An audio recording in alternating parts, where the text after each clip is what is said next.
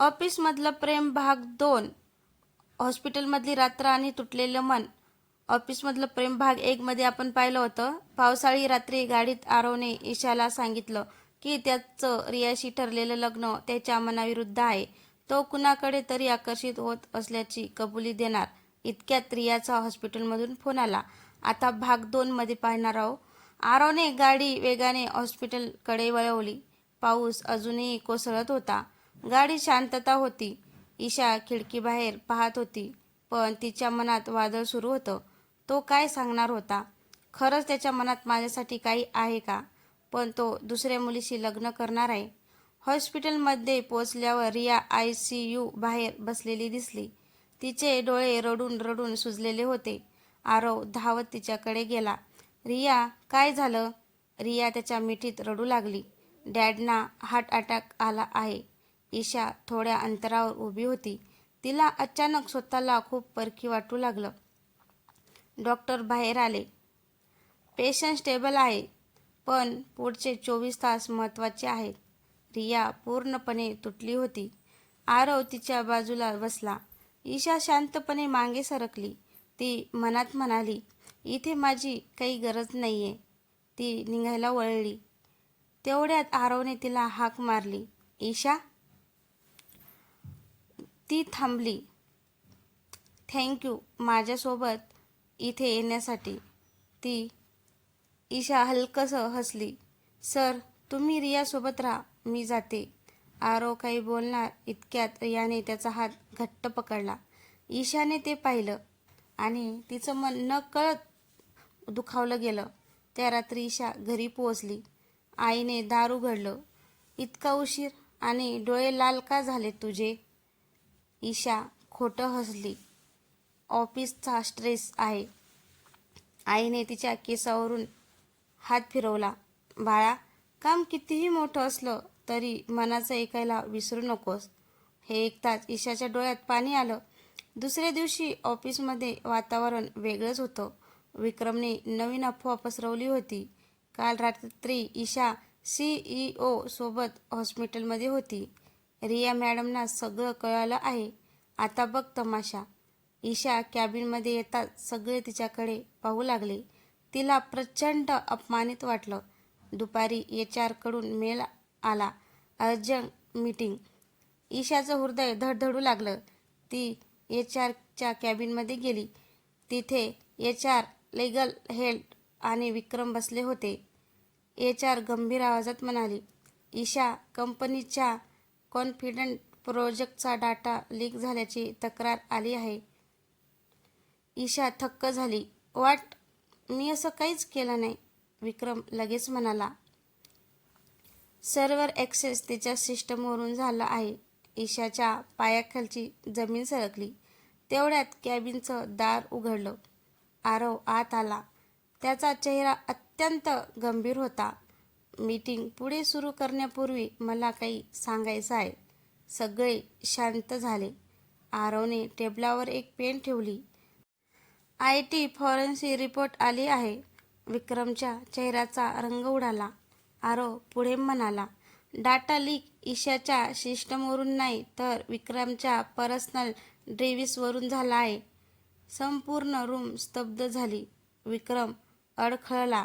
Sir, मी फक्त. आरवचा आवाज पहिल्यांदाच इतका कठोर होता.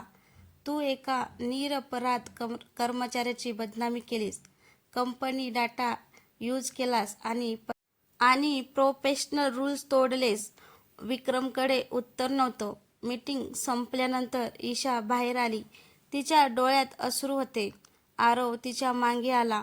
Isha, I am sorry. Isha म्हणली, कशासाठी सर? तुला हे सगळं सहन करावं लागलं. ईशा पहिल्यांदाच त्याच्यावर रागावली. सर, तुम्हाला माहिती होतं ना की मी चुकीची नाही? हो. मग तुम्ही आधी माझ्या बाजूने का उभे राहिला नाहीत? आरव शांत झाला. काही क्षणांनी तो म्हणाला, कारण मी फक्त CEO म्हणून नाही विचार करत होतो. मग? तो तिच्या डोळ्यात पाहत म्हणाला, कारण मला तुझं नाव कुठल्याही वादात ओढलं जावं असं वाटत नव्हतं. ईशाचा श्वास अडकला. तेवढ्यात आरवचा फोन वाजला. स्क्रीनवर नाव होतं, डॅड कॉलिंग. आरवने फोन उचलला. पलीकडून त्याच्या वडिलांचा कठोर आवाज आला. उद्या संध्याकाळी रिया आणि तिच्या कुटुंबासमोर एंगेजमेंटची फायनल अनाउन्समेंट होणार आहे. कोणतीही चूक होऊ देऊ नकोस. आरवचा चेहरा फिकट पडला. फोन कट झाला. ईशाने सगळं ऐकलं होतं. तिने हळू आवाजात विचारलं, म्हणजे उद्या तुमची एंगेजमेंट अनाउन्समेंट होणार? आरव काही बोललाच नाही. ती हलकसं हसली, पण डोळ्यात वेदना होती. Congratulation sir.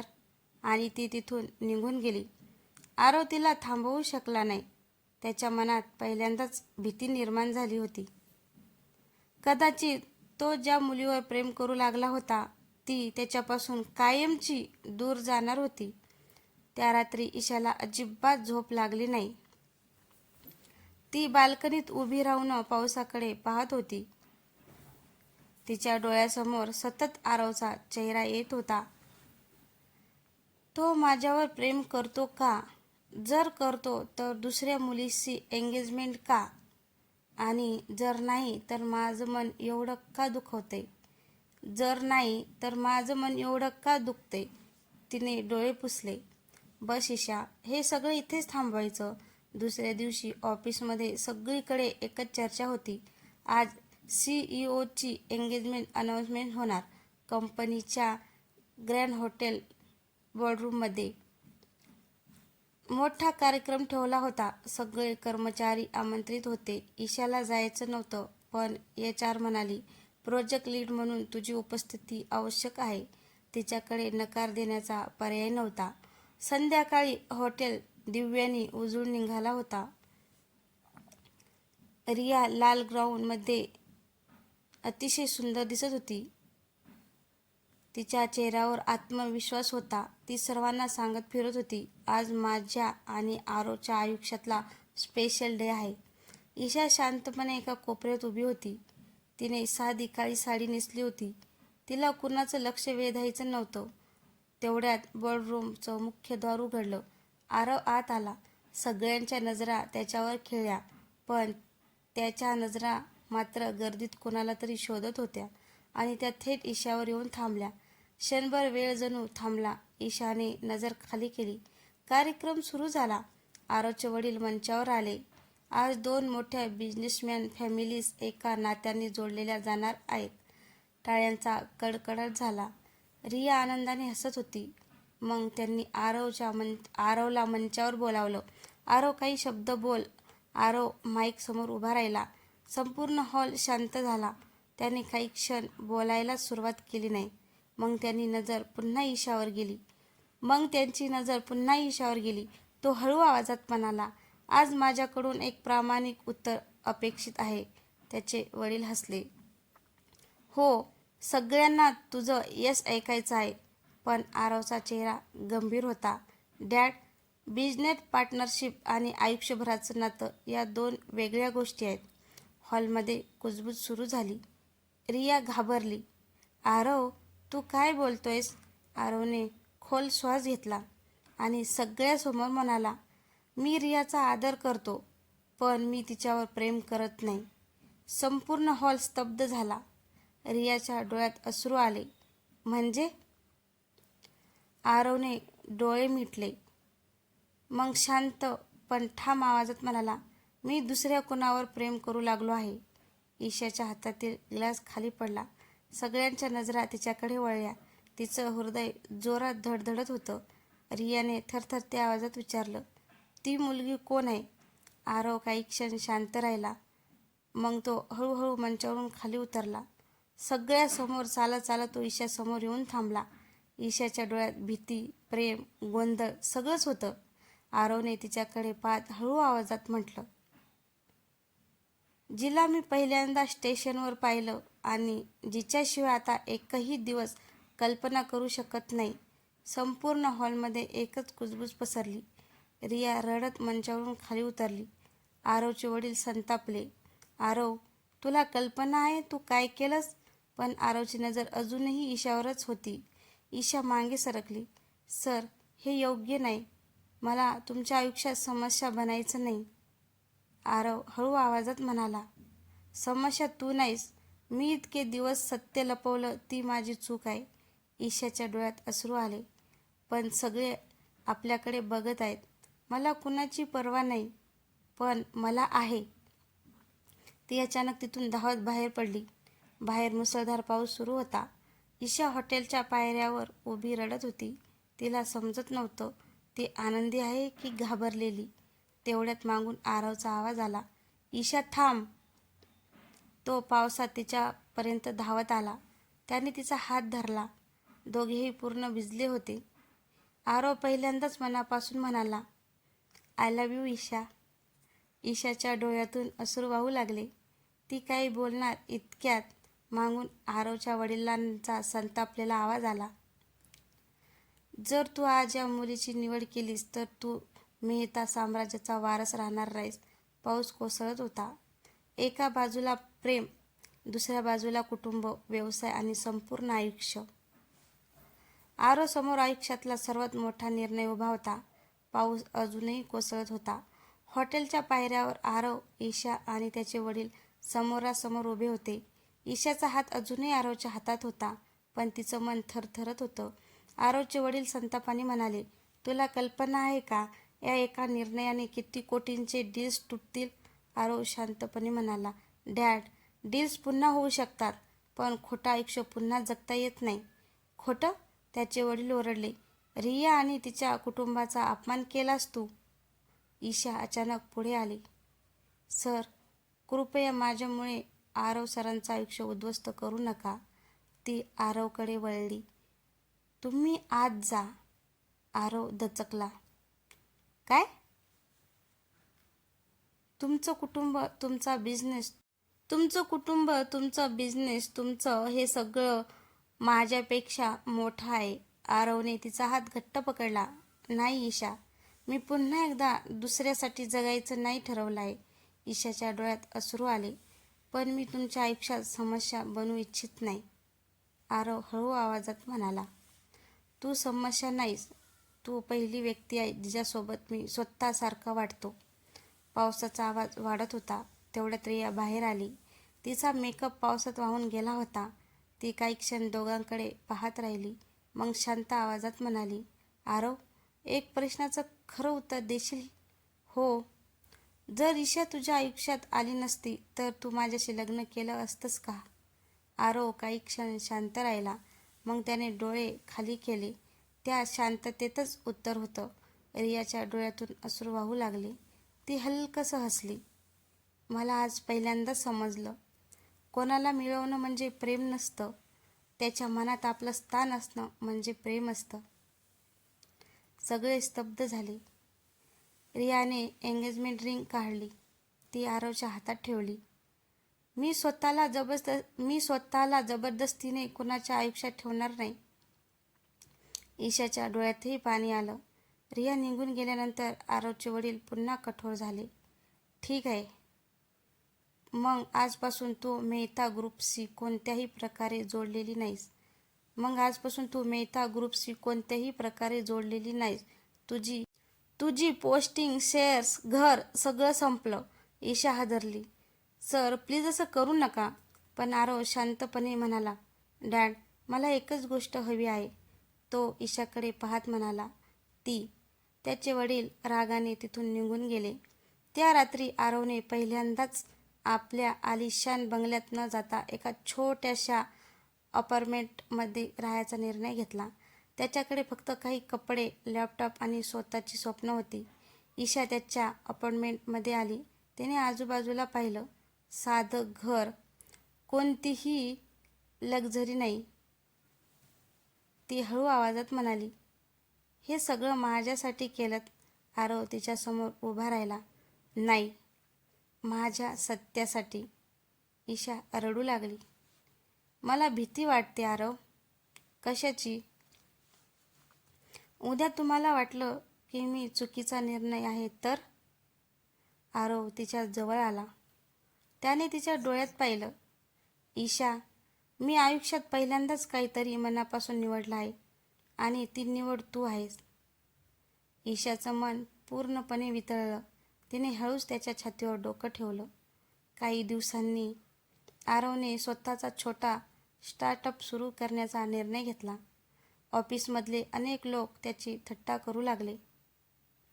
CEO वरून स्टार्टअप फाउंडर तो जास्त दिवस टिकणार नाही. पण ईशा प्रत्येक क्षणी त्याच्यासोबत उभी होती. ती म्हणायची, मोठेपणा पैशात नसतो, स्वप्नावर विश्वास ठेवण्यात असतो. एका सकाळी आरव आणि ईशा छोट्याशा वर्किंग स्पेसमध्ये बसून काम करत होते. दोघांकडे फक्त 2 लॅपटॉप आणि एक मोठं स्वप्न होतं. तेवढ्यात दरवाजा उघडला. आत आरवचे वडील आले. त्यांच्या चेहऱ्यावरचा राग नाहीसा झाला होता. त्यांनी शांतपणे आजूबाजूला पाहिलं. मग आरवकडे पाहून म्हणाले, तू खरंच हे सगळं शून्यातून उभं करणार आहेस? आरव ठामपणे म्हणाला, हो. त्याचे वडील काही क्षण शांत राहिले. मग त्यांची नजर ईशावर गेली. ती नम्रपणे उभी होती. त्यांनी पहिल्यांदाच तिच्याकडे वेगळ्या नजरेने पाहिलं.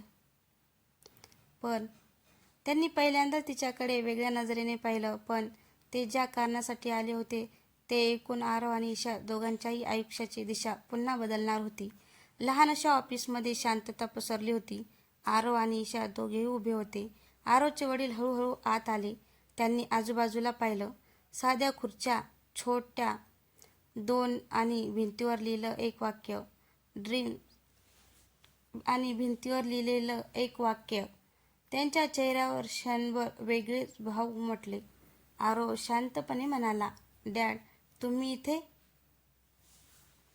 ते काही क्षण बोललेच नाही. मग त्यांनी टेबलावर एक फाईल ठेवली. मी भांडायला आलो नाही. ईशा आश्चर्याने त्यांच्याकडे पाहत होती.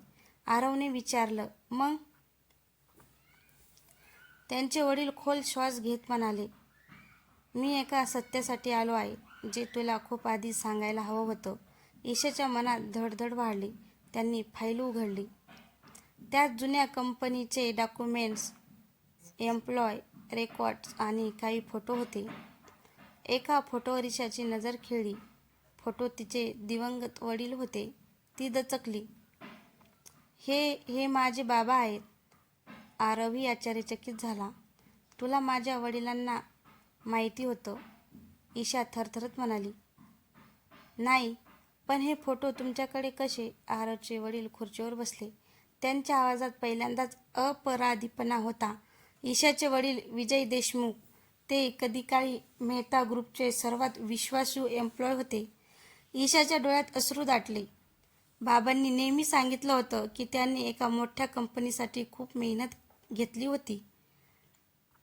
त्यांचे वडील पुढे म्हणाले, एक मोठा आर्थिक घोटाळा झाला होता. खरा दोषी दुसरा कुणीतरी होता, पण कंपनी वाचवण्यासाठी दोष विजयवर टाकला गेला. ईशाच्या पायाखालची जमीन सरकली. काय? म्हणजे माझे बाबा निर्दोष होते? त्यांच्या डोळ्यात पाणी आलं. हो. आणि त्या निर्णयावर सही करणारा माणूस ते थांबले. आरवचा श्वास अडकला. मी होतो. ऑफिसमध्ये एकच शांतता पसरली. ईशाच्या डोळ्यातून अश्रू वाहू लागले. तिला आठवलं, तिच्या वडिलांनी नोकरी गेल्यानंतर किती संघर्ष केला होता. आईची धडपड, भाड्याच्या घरातलं आयुष्य, शिक्षणासाठी केलेले त्याग. तिने थरथरत्या आवाजात विचारलं, मग बाबांनी इतकं सहन केलं? त्यांचे वडील मान खाली घालून म्हणाले, मी त्यावेळी बिझनेस वाचवणं महत्त्वाचं समजलो, पण एका निरपराध माणसाचं आयुष्य उद्ध्वस्त केलं. आरव स्तब्ध उभा होता. त्याने कधीच हे ऐकलं नव्हतं. डॅड, तुम्ही मला हे कधीच सांगितलं नाही, कारण मला भीती होती की तू माझा तिरस्कार करशील. ईशा अचानक मागे सरकली. तिच्या डोळ्यात वेदना आणि राग दोन्ही होते. म्हणजे माझं कुटुंब जे दुःख भोगत होतं त्याला तुमची कंपनी जबाबदार होती. आरव तिच्या जवळ गेला. ईशा, मला खरंच काहीच माहिती नव्हतं, ती रडत म्हणाली. पण सत्य बदलत नाही, आरव. त्यांचे वडील उठले. त्यांनी एक डॉक्युमेंट ईशासमोर ठेवलं. ही ऑफिस एम्प्लॉय आहे आणि ही कंपनी लीगल पेपर्स आणि ही कंपनीचे लीगल पेपर्स. ईशाने कागदाकडे पाहिलं पण हात लावला नाही. माझ्या बाबांचा सन्मान पैशाने परत येणार नाही. त्यांच्या डोळ्यातून अश्रू आले. मला माहिती आहे, म्हणूनच मी आज इथे आलो माफी मागायला. पहिल्यांदाच एक मोठा उद्योगपती एका साध्या मुलीसमोर हात जोडून उभा होता. मला माफ कर बाळा. ईशा पूर्णपणे कोसळली. तिला आयुष्यभर वाटत होतं की तिचे वडील अपयशी होते. आज पहिल्यांदाच तिला कळलं ते निर्दोष होते. ती रडत रडत म्हणाली, माझे बाबा शेवटपर्यंत म्हणायचे, एक दिवस सत्य बाहेर येईल. आरव तिच्या बाजूला बसला आणि आज ते सत्य आलं आहे. काही वेळाने ईशा शांत झाली. तिने आरवकडे पाहिलं. तू हे आधीपासून जाणत असतास तर काय केलं असतंस आरव? आरवने एक क्षणही न दवडता उत्तर दिलं, मी संपूर्ण साम्राज्य सोडलं असतं, पण तुझ्या बाबावर खोटा आरोप राहू दिला नसता. ईशाच्या डोळ्यात पुन्हा अश्रू आले. तिला जाणवलं, हा माणूस तिच्यावर फक्त प्रेम करत नाही तर तिच्या वेदनांचाही आदर करतो. तेवढ्यात आरवच्या स्टार्टअपच्या ईमेलवर एक नोटिफिकेशन आलं. त्याने लॅपटॉप उघडलं. स्क्रीनवर लिहिलं होतं, congratulations, your startup has been select for 50 crore international investment round. Aarav आणि ईशा दोघी स्तब्ध झाले. शून्यातून सुरू केलेल्या स्वप्नाला पहिल्यांदाच मोठं यश मिळालं होतं. आरवचे वडील हळूच हसले. कदाचित मी तुला वारसा हक्काने साम्राज्य द्यायचा प्रयत्न करत होतो, पण तू स्वतःचं साम्राज्य उभं केलंयस. ईशा आनंदाने रडत होती. आरवने तिचा हात हातात घेतला, पण त्या क्षणी ईशाच्या आईचा फोन आला. तिचा आवाज थरथरत होता. ईशा, लगेच घरी ये. मला तुझ्याशी तुझ्या बाबाबद्दल अजून एक मोठं सत्य सांगायचं आहे. ईशाचा चेहरा फिकट पडला. बाबाबद्दल अजून कोणतं सत्य बाकी होतं? तर मित्रांनो, ईशाच्या आईकडे कोणता धक्कादायक रहस्य आहे? विजय देशमुखांच्या भूतकाळात अजून काय दडलेलं आहे? आरव आणि ईशाच्या नात्यावर या नव्या सत्याचा काय परिणाम होईल? आणि ईशाच्या उंबरवठ्यावर उभ्या असलेल्या दोघांची खरी परीक्षा आता सुरू होणार आहे. हे आपण भाग 3 मध्ये पाहणार आहोत. तर तुम्हाला ही कथा कशी वाटली? कथा आवडल्यास लाईक, कमेंट, शेअर करायला विसरू नका. आणि चॅनलवर नवीन असाल तर चॅनलला सबस्क्राईब करा. आणि थोडंसं माझं इंग्लिश कमजोर